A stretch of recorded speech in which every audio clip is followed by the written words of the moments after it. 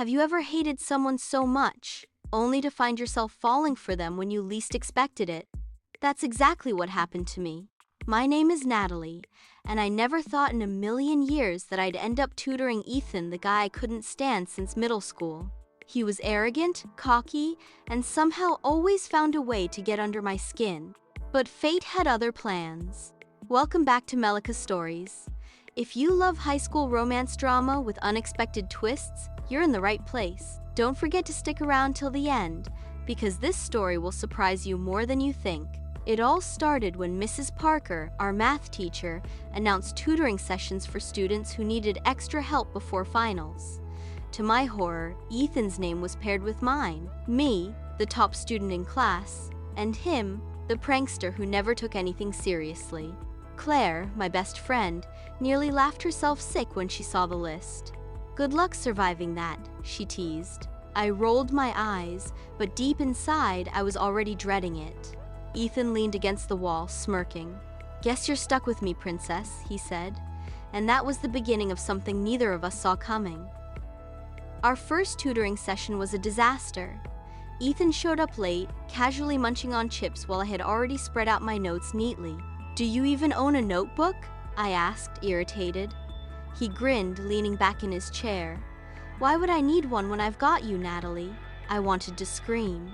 How could I possibly survive this? But then, something unexpected happened.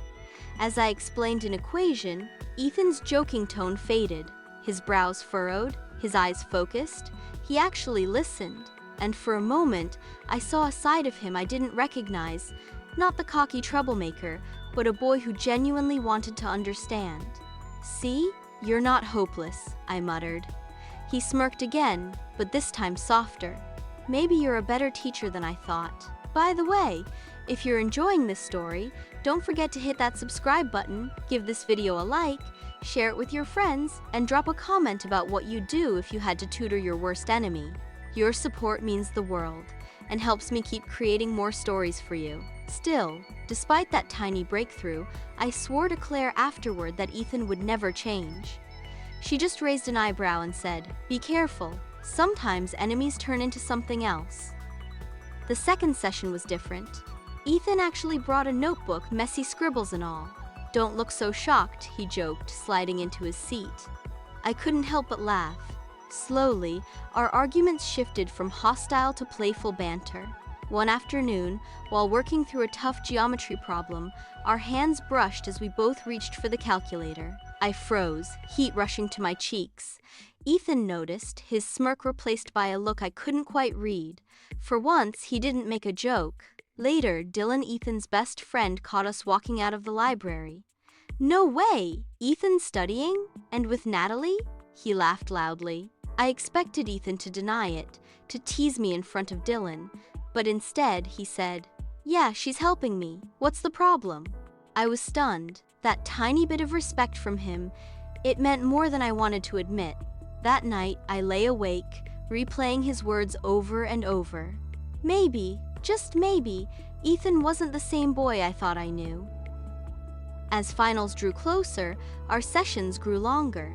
Somewhere between the laughter and late-night problem-solving, I started noticing the little things. The way Ethan's eyes lit up when he finally understood a concept, how he'd nudge my arm whenever I frowned too hard, or how he'd bring me snacks without admitting it was for me. One evening, the power went out in the library. We sat in the dim emergency lights, surrounded by shadows. I tried to focus on my notes, but Ethan leaned closer. "You know, you're not as annoying as I thought," he whispered. I laughed nervously. "That's supposed to be a compliment." "Maybe," he said with a grin, his eyes holding mine longer than they ever had before. The air between us shifted. For the first time, it didn't feel like enemies at war. It felt different, dangerous. And when Claire asked me the next day why I was blushing at random moments, I had no answer. Because how could I admit that my enemy was slowly turning into someone I couldn't stop thinking about? Finals week arrived, and Ethan surprised everyone, including me. He aced his test. Mrs. Parker even praised him in front of the class. "I guess you're smarter than you look," I teased. He leaned closer and whispered, Only because of you. After school, he caught me by the lockers. Natalie, he said, unusually serious. You know I've been a jerk to you for years, but these past weeks, you changed how I see everything, how I see you. My heart raced as he continued, I don't want to be your enemy anymore. I tried to reply, but before I could, he gently took my hand. The hallway noise faded, and for the first time ever, I saw sincerity in his eyes. No smirk, no teasing, just, Ethan. Claire later said she knew this would happen, but I still couldn't believe it. The boy I once hated had become the boy I couldn't imagine being without. Thanks for watching this story on Melika Stories. If you enjoyed it, please subscribe, like, share, and comment your thoughts below. Do you believe enemies can really turn into lovers? Your support helps me keep creating more heartwarming stories for you. See you in the next video!